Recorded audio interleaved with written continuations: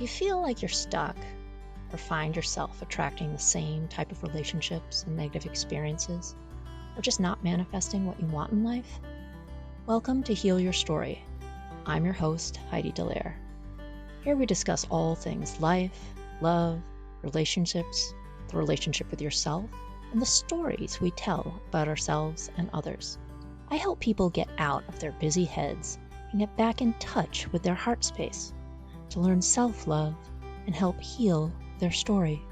I'm a heart space and relational coach, a holistic health practitioner, and author at HeidiDelaire.com and LoveWideOpen.com. Let's go hold some heart space together. Hey loves, welcome to episode 176, Coping with Tragedy and Emotional Turbulence. Now, it might be a little hard for me to get through this podcast episode today because I'm still feeling a little bit raw.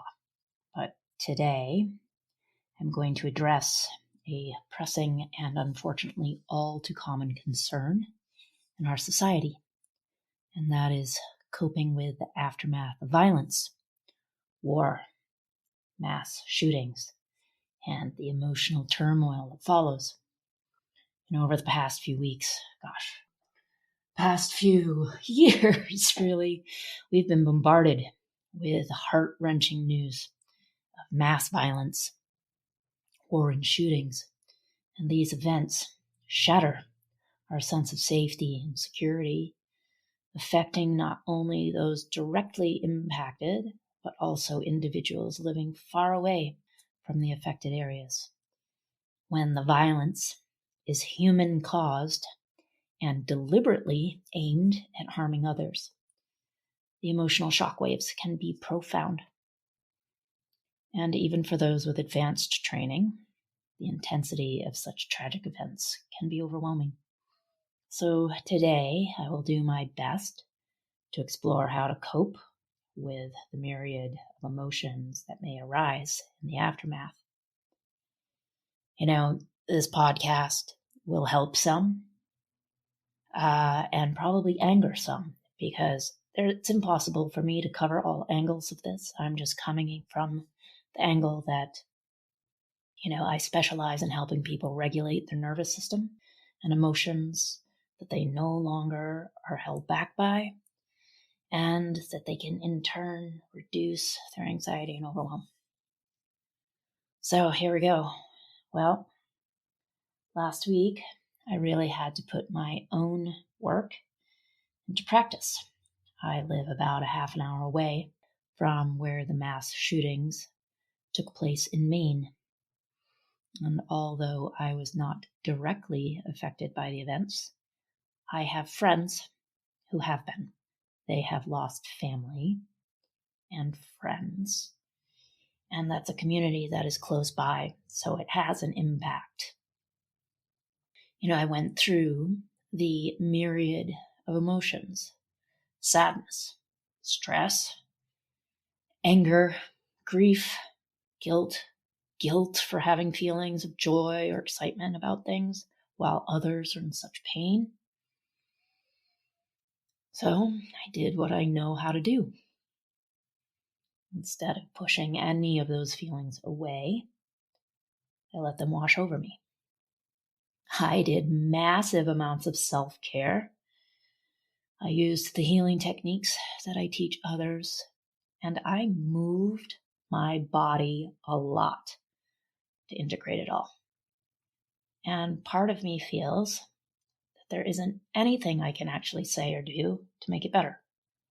However, I'm going to share with you the ways in which you can care for yourself during these times. So please use self-care as the foundation. I want to underscore the importance of self-care. It's crucial to remember that you cannot pour from an empty cup. Self-care is the foundation upon which you can provide effective support to yourself and others. I want to highlight the significance of monitoring your physical health. In times of crisis, it's not uncommon for our routines to be completely disrupted. Stress and anxiety can affect our sleep patterns, our eating habits, and even our energy levels. Therefore, it's essential to pay close attention to these physical aspects of well-being. Adequate rest is critical for emotional resilience. Lack of sleep can intensify feelings of distress and make it harder to cope with the emotional impact of any traumatic event. And maintaining a regular sleep cycle and creating a comfortable sleep environment, practicing relaxation techniques can help you improve the quality of your sleep. Now, poor nutrition is another key component of self-care. During times of really heightened stress, it's really easy to neglect your dietary needs, right? You stop eating or you overeat. However, a well-balanced diet provides your body the essential nutrients required for optimal brain function and emotional stability. Staying physically active is also really crucial. Regular exercise can really help alleviate stress, improve your mood, and boost your overall well-being. It's not necessary to engage in strenuous workouts. Just even a short walk can have a positive impact on your emotional health. So maintaining a daily routine can provide a sense of structure and stability during turbulent times. And by sticking to familiar habits, you create a comforting environment for yourself, right? This routine can include simple activities like getting up and going to bed at the same time, having regular meal times, and setting aside moments for relaxation. All right, let's talk about embracing the emotional spectrum. There are a diverse range of emotions that individuals may encounter in the aftermath of a mass shooting or similar tragedy. Understanding and embracing this emotional spectrum is essential in navigating the healing process. I'm pretty grateful actually I'm right in the midst of teaching a program of emotional regulation mastery. And last week on Wednesday, we went over sadness, grief, and guilt. And Wednesday night is when the shooting happened. And so I'm grateful to have gone through that class and to have taught that material on the day because it reinforced what I needed to do for myself. So first and foremost, it's crucial to recognize that experiencing a very wide range of emotions during difficult times is entirely natural. There's no right or wrong way to feel, and each person's emotional journey is unique. It's important to grant yourself and others the space to go through this process without judgment and without shame.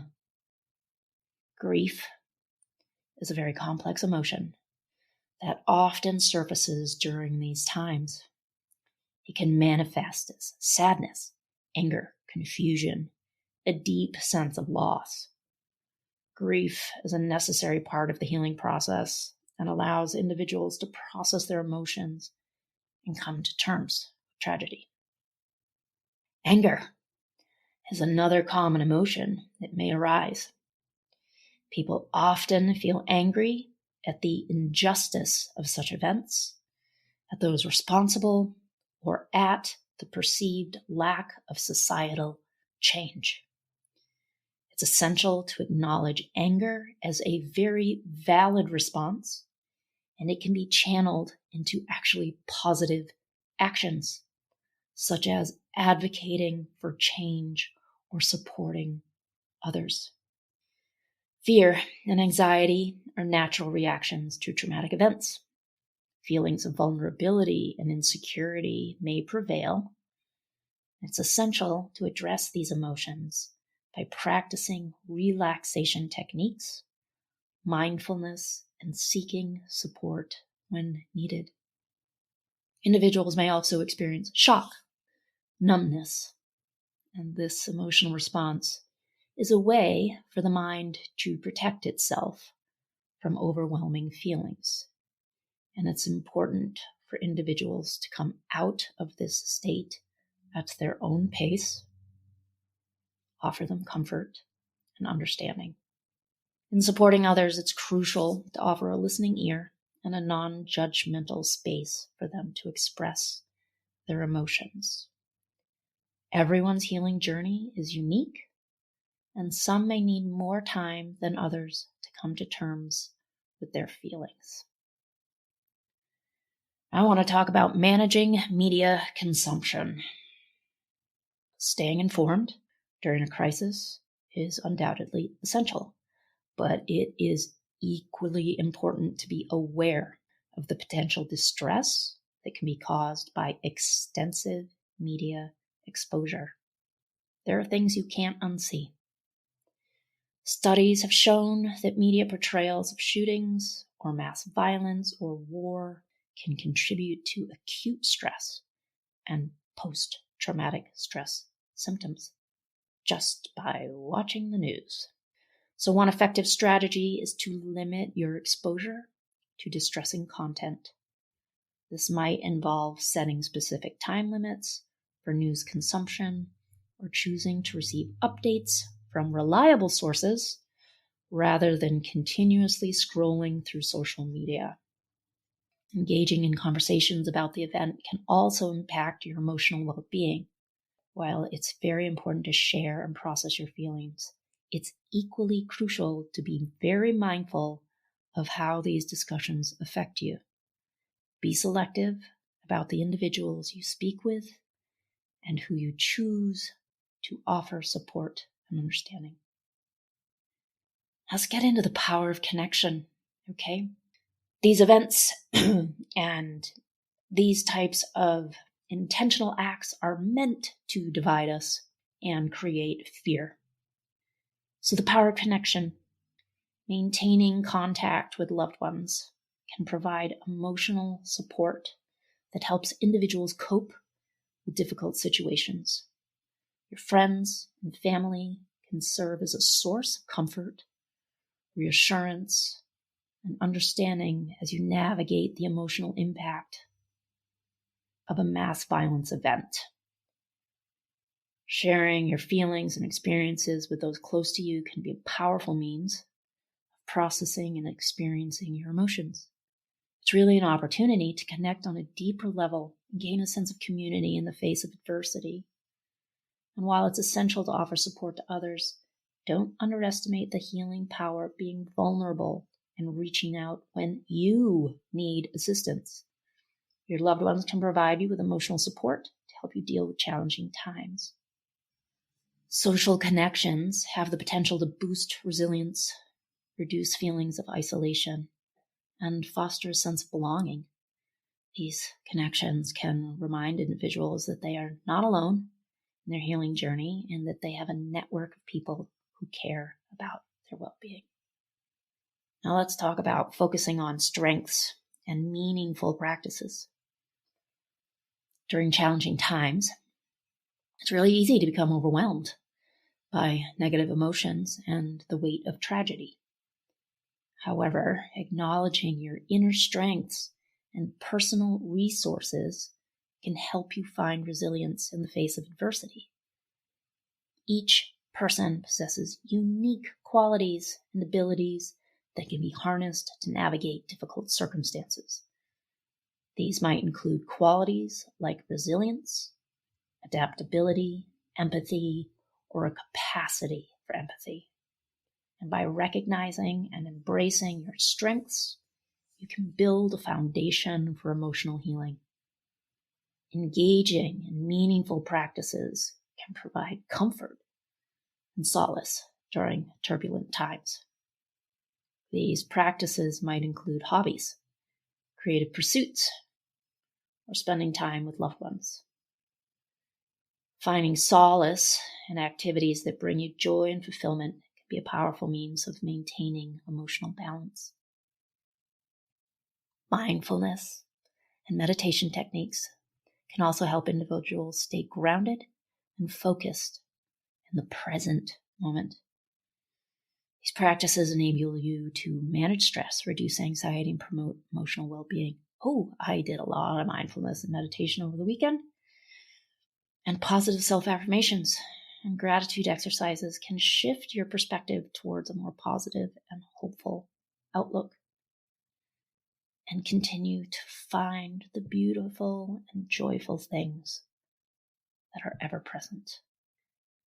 And by cultivating a mindset that focuses on the good in your life, you can mitigate the emotional impact of trauma. I integrated all of that this weekend by, we had a heat wave in the last few, Friday and Saturday, and I took the opportunity to move my body, listen to music, and I painted the entire front porch and the back deck, and I can barely move from that activity. But I'm going to tell you, it was the best thing I could have done for myself, because while processing these emotions and moving my body and able to offload all that energy was so helpful. And music just allowed it to be even more amazing way to process it all. So lastly, I want to say, if you're struggling, reach out for support. If you find yourself struggling, please reach out to someone who can help and offer you support. I offer myself as well. I can be reached via email at hello@heididelaire.com. I will drop that in the show notes, or via messenger on any of my social media channels.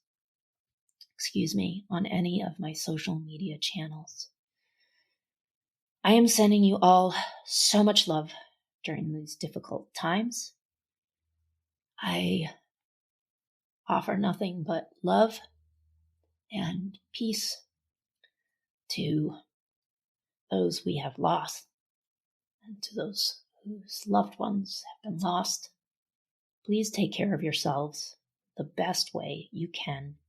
And again, if you need help, reach out to someone for support.